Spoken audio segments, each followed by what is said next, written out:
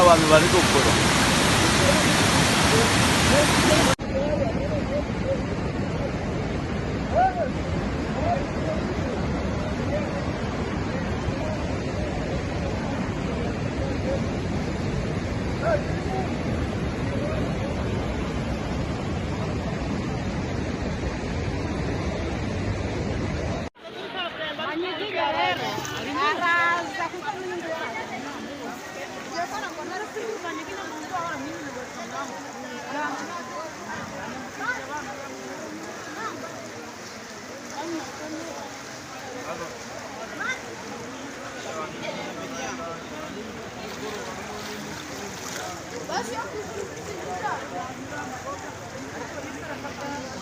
usigaye ni wowe ntabwo nubura munsi hayenga inzu gato bande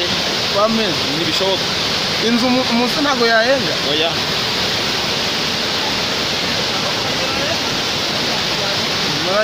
yagira ihere